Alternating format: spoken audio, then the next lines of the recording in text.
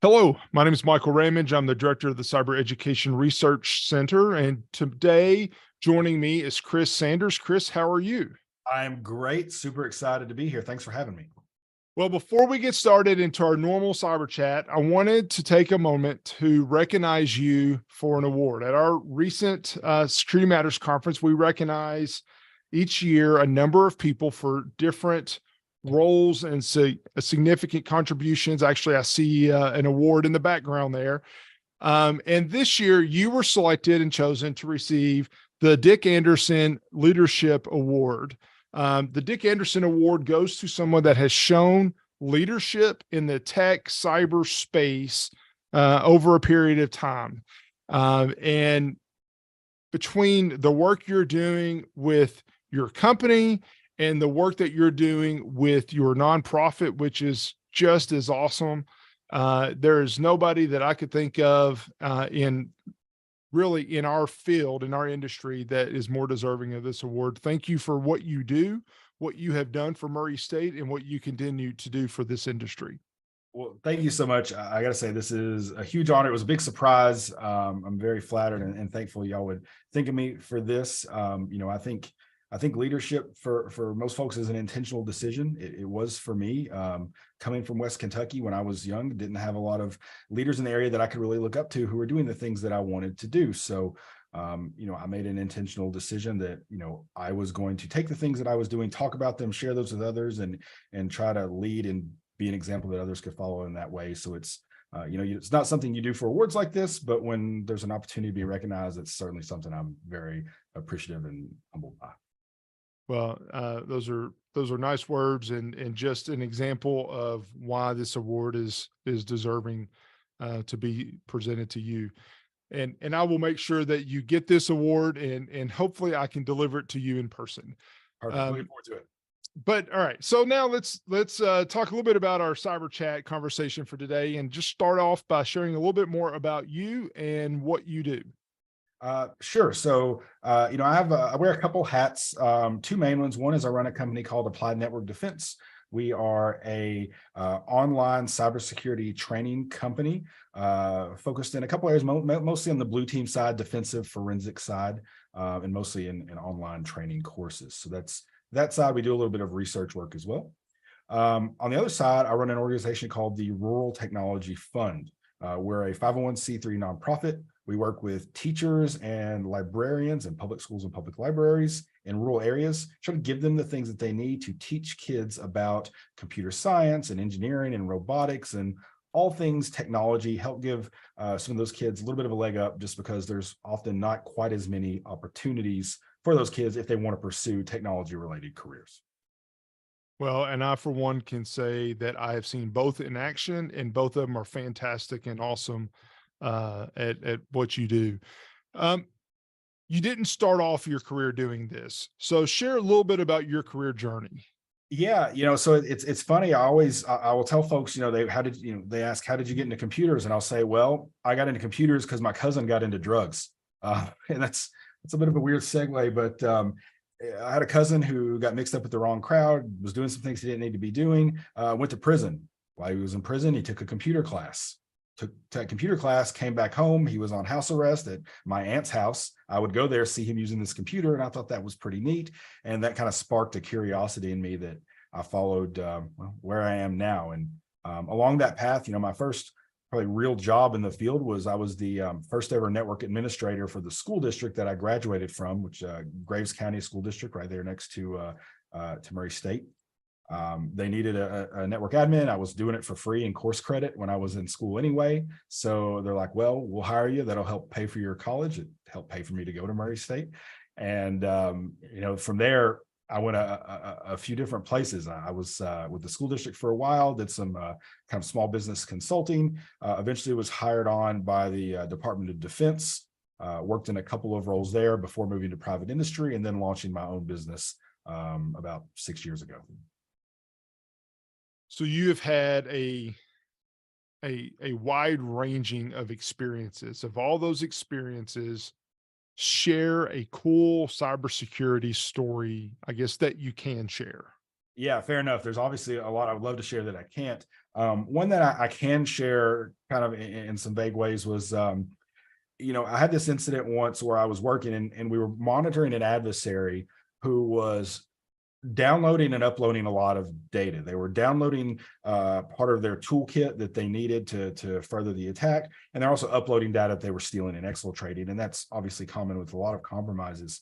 But this was a particular interest at the time because it was in what we would consider a third world country. It was coming from the U.S. to a third world country, which that happens. But the timing was of particular interest because there had just been a big weather related event in that country. A lot of people have been displaced and were killed by the event, and there was a big humanitarian crisis that was going on there. And as it turns out, we had military who would not normally be in the area, and a lot of humanitarian organizations in that area. And this attack was kind of going independent of all of that. But when we discovered the attack, we had these huge uploads and downloads going on.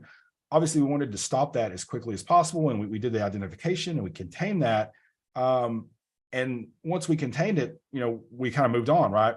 Go on to the next thing. But what we ended up finding out was we were watching the news. Me and my team were watching the news later, and they were talking about completely independently that a bunch of the humanitarian organizations were really struggling because the pipes were filled, right? There's not a lot of high-speed internet to this country, and they just weren't able to communicate in the way that they would normally expect to be, even with the amount of bandwidth that was available.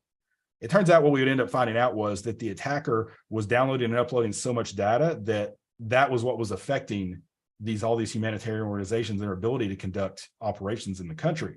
So when we stopped that, when we contained it, it had this awesome side effect of actually allowing those things to go on. And we didn't even know it at the time. We figured it out by watching the news and then following up with a couple of people. And I always think that was neat just because, everything is interconnected. It's all these things, all these networks are connected. And even when you're fighting crime, you're helping other problems, right? And you never know quite the impact that you're going to make when you're kicking bad guys out of networks that they're not supposed to be in. So that was just one that always really stuck with me. That is really interesting. It is the side effect and side benefits of some of these things are really interesting. You have a unique perspective of one being a practitioner for several years and also being a trainer for several years. So if you were talking to a student or someone who's just getting started and wants to pursue a career like yours, what is one tip that you would give them? That's a great question, and oftentimes that's going to be unique to the student. But the one thing that I find myself universally telling everyone is to take the time to write things down. And that's not high tech advice. It's not super exciting advice, but it's very important. And it's been critical for me because when you're writing things down, there are a couple of things happening. One is you're learning better, right? Because if you want to take the thing that's in your head and write it down, you're probably going to have to make a little bit more sense of it. It's almost like you're explaining it to other people. You're almost expecting other people to read it when you write it down, even if it's just a quick note. So you're synthesizing that information better. And we know from research on effective learning that will help you retain that information and apply it better. So there's certainly a benefit there. The other thing is when you create these kind of compendiums of notes that you will rely on throughout your career, and maybe you're in your first job or you're in school and you write down these notes and you don't use it for your next job or your next job, but the next one you might, right? And I've had numerous cases, right? I still have notes I took when I worked for the school district back many, many years ago. And every now and then I refer to those, right? That's when I was learning how to do packet analysis for the first time. There weren't any resources on it. So I learned how to do it, wrote a couple of books on it, and now I teach it, right? Sometimes I'm working on an update or a revision of my book and I'm thinking, how did I solve this problem before? And I have, my notes and they're indexed nicely and I can search for them and I'll search for something and it'll pop up. It's a note I took, all those years ago. So I think there's so many benefits to writing things down. And I think it was Adam Savage who said the only difference between science and screwing around is taking notes, right? Writing the thing down.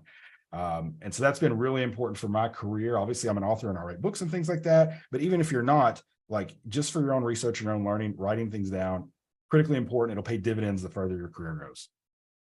Actually, I think that's fantastic advice, and it's one that I try to live out as well. Last question, and I'll share this question because I get this question a lot. Uh, if a student or someone again early in their career comes to you and asks you what certifications uh, do I need to get started, what would you recommend? I get asked this question a whole lot too. And normally when I get asked it, I'll kind of converse with the person and talk a little bit about their goals and what they want to do, what they want to accomplish, and what their existing experience is. And it's going to depend a little bit. So that, I'll caveat with that. But I'd say generally speaking, you know, certifications have value, and it's more about getting you past barriers to jobs than actually learning. Right. A certification is ideally, well, not ideally. What a certification generally is it's testing some measurement of knowledge against some standard that's been set. A lot of times you can pass those tests without actually learning really much of anything, right? You're just doing rote memorization. Certifications do not do a good job in our industry of representing the knowledge that you actually have. Unfortunately, HR departments and lots of companies don't recognize that. So there are a lot of HR organizations that are set up where basically they're just doing searches and filtering. And if you don't have X certification or Y certification, they just dump the resume in the toilet, right? Like they're just not going to get to you. So there's benefit in having a couple of baseline general security certifications to just get past some of those checks. And I'll also say for some folks, having those doesn't necessarily prove that you have knowledge, but it does prove that you were, persistent enough to actually follow through with a long-term project. Right. That's something I look for a lot in what I'm doing, not necessarily with just certifications, but I want to know someone can commit to a long-term project and get it done. Right. And there are a number of ways to do that. A certification is one. So I do think if you're early in your career, there's a couple routes you can go. The one I generally recommend to folks is Security Plus. It's kind of a general baseline certification. It covers a lot of things. It's really applicable to virtually every aspect of security. There are some other general ones. There's some more specific ones, but I recommend just a basic general, having one in your pocket that you can put on a resume, get past some of those HR roadblocks, and go from there. Do you need them to be successful to get a really good job? Absolutely not. I know a lot of people who never had any. Does it help? Certainly, I think it helps. I have several. I don't maintain a lot of them anymore, but I had several that I needed to get to where I wanted in my career. For instance, when I talk about this being personal, I wanted to work for the Department of Defense, and I did that for a while. And they just have some baseline certifications that you have to have certain jobs. If I wanted to have X job as the SOC lead in this organization, I had to get a CISSP. Like I just had to do it. That's all there was to it. So that's the other advice: is think about the job you want, think about what's required for that job, and pursue that. Right, let that guide you. So any certification should be with a specific goal in mind. It should not just be certification for certification's sake, unless that's your thing. And if that's your thing, that's fine too. But really, there should be a goal. Think about what that goal is, map those goals backwards to what you have the time to do. And ultimately, remember, time is the one thing you can't get more of, right? Anytime you spend getting a Security Plus or any other certification is time you're not spent doing something else. And in some cases, your time may be better spent doing something else. That is an individual and personal thing. I think that is very good advice, very sound advice. I appreciate that. Well, those are my 5 questions. That's all that I have. As we wrap up, anything that you want to share? I don't think so. I just, again, thanks so much. The award, that was a really nice surprise, and I appreciate that. I love what's going on in Murray State. Try to get back there when I can. I love all the work that y'all are doing in West Kentucky, and just appreciative of that. Well, I'll say it one more time. Congratulations. And I will certainly make every effort to get this to you in person. If not, I'll send it to you. But thank you for your time today and congratulations. Thank you.